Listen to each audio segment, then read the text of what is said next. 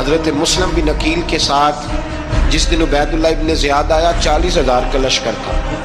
اگلے دن صبح ہوئی، اگلے دن تو یہ حال ہو گیا کہ آپ جب کوفے کی جامع مسجد میں ظہر کی نماز کے لیے گئے تو 5-7 ہزار آدمی نماز پڑھنے آیا، اور جب مغرب کا وقت آیا تو لوگوں نے چند ہزار لوگ رہ گئے، نماز کی نیت باندھی. توجہ کرنا میری بات پہ، ایک مسئلہ بھی سمجھ میں آئے گا. لوگوں نے نماز کی نیت باندھی تو حضرت مسلم بن عقیل امامت کر رہے ہیں، ہاتھ باندھے ہوئے ہیں، تو بہت سارے لوگوں نے پیچھے ہاتھ چھوڑ دیے. ایک بندے نے دوسرے سے پوچھا وہ ہاتھ کیوں نہیں باندھتے؟ کہنے لگے اگر عبید اللہ ابن زیاد کے کسی بندے نے دیکھ لیا نا تو ہم اسے کہیں گے ہم تو نماز پڑھ ہی نہیں رہے تھے، ویسے ہی کھڑے تھے، ہاتھ ہی نہیں باندھے سرے سے.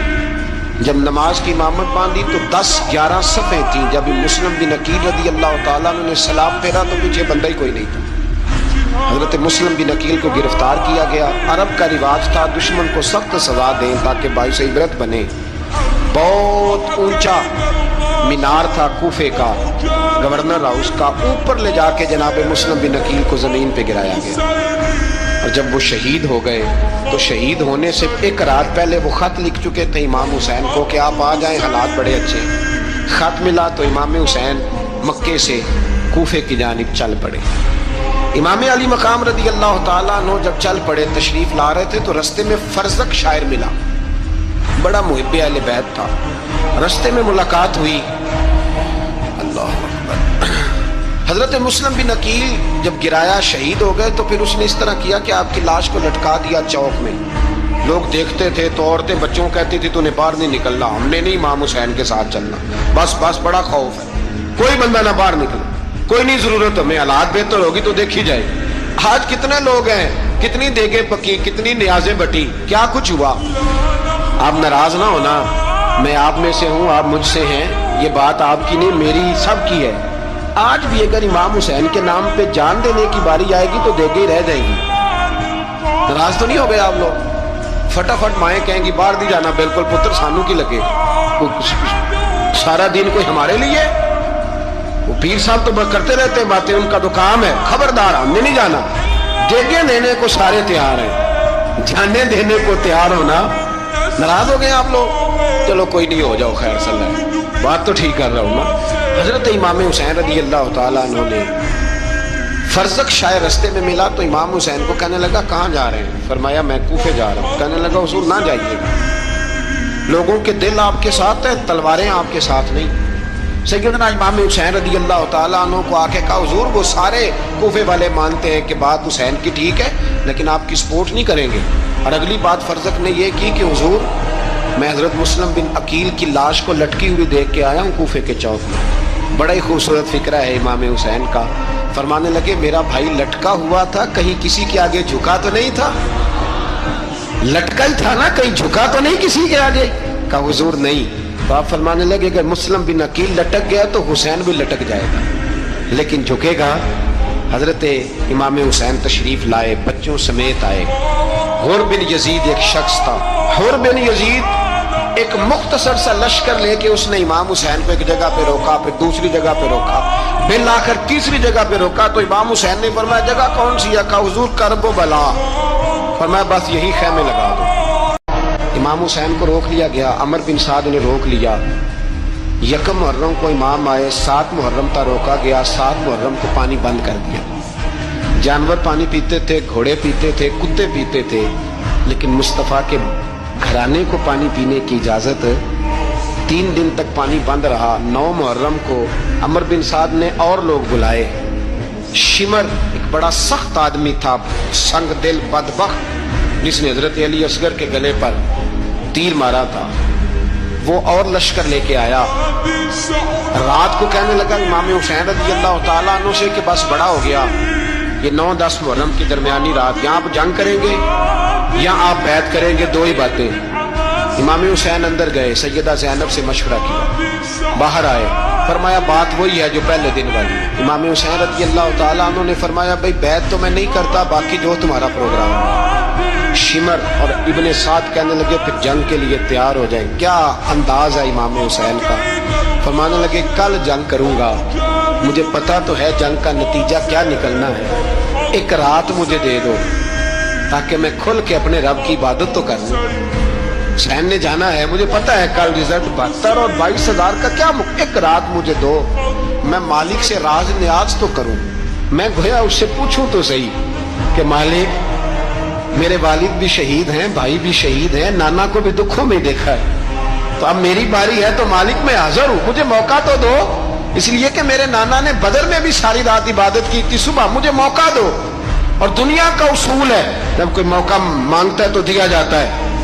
یہ دونوں کہنے لگے کوئی موقع نہیں۔ حر بن یزید پیچھے سے بولا، کہنے لگا نہیں، بدتمیزی نہ کرو، حسین کو موقع دو، تمہیں دینا پڑے گا۔ موقع دیا۔ حر بن یزید نے پھر منت کی، کہا حضور آپ مہربانی کرے مان جائیں۔ فرمایا ماننے والا کھاتا کوئی نہیں، یہ بڑا مشکل کام ہے بھائی، ضمیر کا سودا اب تو عام ہو گیا، بازار لگتے ہیں، ریٹ لگتے ہیں، اپنی اپنی چاہتوں پہ لوگوں نے اپنے اپنے انداز سجائے ہوئے، کوئی آدمی بس اچھے طریقے سے نام لے لے تو بس ہم اس کے پیچھے چل جاتے ہیں، اب تو عام ہو گیا یہ معاملہ۔ امام حسین نے فرمایا ہو ہی نہیں سکتا، ممکن ہی نہیں ہے۔ ساری رات عبادت میں گزری، ریاضت میں گزری، تہجد کا وقت ہوا تو گھر والوں کو بلایا، فرمایا دیکھنا تمہاری سی کی آواز نہ باہر آئے، خبردار سی کی آواز نہ آئے۔ اور امام زین العابدین سے فرمایا تو بیمار ہے، تو جہاد نہیں کرے گا، لیکن خیال رکھنا پیچھے۔ اور بڑی قیمتی بات بتا رہا ہوں، ہماری بیویاں کسی کے گھر میت ہو جائے تو 4 دن بخار نہیں اترتا۔ امام علی مقام نے سیدہ زینب سے فرمایا تو بڑی ہے، میری بہن ہے، پیچھے سارے بچے ہیں، جوان ہیں، ان کے حوصلے تیری ذمہ داری ہے۔ صبح جنگ کا طبل بجنے لگا، فجر کی نماز پڑھی، سورج چڑھا، 10 محرم کا دن، جمعے کا وقت، جناب سیدنا امام حسین رضی اللہ تعالیٰ عنہ نے ریت پر سجدے کیے، لمبے سجدے، لمبی نماز، سورۃ الشمس کی آیات دوسری رکعت میں پڑھی تو سارا کربلا گونجنے لگا۔ کیا انداز تکلم تھا امام علی مقام کا۔ نماز مکمل ہوئی تو حر بن یزید، عمر بن سعد اور شیمر سے کہنے لگے واقعی حسین سے لڑو گے؟ پتہ نہیں کون ہے۔ قل لا اسألکم علیہ اجرا، تم نے نہیں پڑھا؟ الا المودۃ فی القربى، تمہاری آنکھیں بند ہیں۔ الحسن والحسین سید الشباب اہل جنہ، تمہیں نہیں پتا؟ کہنے لگا چپ کر، حکومت نظر آ رہی ہے۔ اور بن یزید کہنے لگے پھر میرا بھی فیصلہ سنو، مجھے حکومت نہیں چاہیے، مجھے جنت چاہیے۔ امام حسین کی پہلی فتح دیکھیں، اور بن یزید ایڑی لگا کے نا یزید کے لشکر سے نکل کے امام حسین کے لشکر میں شامل ہو گئے، اور پہلا شخص جس نے امام حسین کو روکا، امام حسین کے نام پر پہلا سر بھی اسی شخص نے کٹایا ہے۔ لیکن یزید کی قبر پہ لعنت بھی کوئی نہیں برساتا، اس کا محل تھا بہت بڑا، لیکن جب لوگ کربلا میں امام حسین کو سلام کرنے جاتے ہیں تو قدموں میں حر بن یزید کا مزار بھی بنا ہوا، اس کو بھی سلامی دی جاتی ہے۔ اور اب ہم اکیلا حر بن یزید نہیں کہتے، ہم کہتے ہیں حر بن یزید رضی اللہ تعالی۔ اب ہم اتنی تعظیم کرتے ہیں اس حر کی۔ جناب امام حسین کو میدان میں کھڑا کیا گیا، جہاد کا طبل بجا، پہلے خدام آئے، اور سن لو آج وہ پتہ نہیں بازاری سے لوگ چڑھ گئے اسٹیجوں پہ، بازاری سے، نہ چہرے پہ داڑھی ہے نہ سر پہ کوئی کپڑا ہے، بازاری لوگ ہیں، بھاگ رہے ہیں، بازو چڑھائے ہوئے ہیں، بٹن کھولے ہوئے ہیں، تماشا بنا۔ سننے والوں کا بھی اللہ ہی حافظ ہے، وہ اسٹیج پہ اہل بیت کی شان بیان کرتا ہے، بھاگ کے ادھر جاتا ہے، یہ کوئی طریقہ ہے؟ سننے والوں کا بھی عجیب انداز ہے، ہر بندے کو سننے بیٹھ جاتے ہیں۔ دین مہذب ہے، تہذیب والا ہے، دلائل رکھتا ہے، دین وقار رکھتا ہے، ایسے لوگ اب دین بیان کریں گے؟ حضرت سیدنا امام حسین رضی اللہ تعالیٰ عنہ صبح جب جہاد کا وقت آیا، پتہ ہے کون کون تھے کربلا میں؟ امام حسین کے ساتھ امام حسین کے 4 بھائی تھے کربلا میں۔ کتنے؟ بول کے بتائیں۔ حضرت علی کے 4 بیٹے، عباس بن علی، جن کو حضرت عباس کہا جاتا ہے نا، علمدار، یہ حضرت علی کی دوسری زوجہ میں سے عباس بن علی بھی تھے، اور ابو بکر بن علی بھی تھے، عمر بن علی بھی تھے، عثمان بن، یہ حضرت علی کے بچوں کے نام ہیں۔ یہ آپ کے شہزادے امام حسین کے ساتھ شہید ہوئے، ان کا نام صرف اس لیے نہیں لیا جاتا کہ ان کا نام خلفائے ثلاثہ کے نام پہ، حضرت علی نے اپنے یاروں کے نام پہ رکھا ہے، تو تم نے کربلا کے میدان سے خارج کر دیا۔ یہ تینوں شہزادے حضرت جناب سیدنا امام حسین کے ساتھ تھے، یہ بھی شہید ہوئے۔ حضرت جناب زینب امام حسین کی سگی بہن ہے،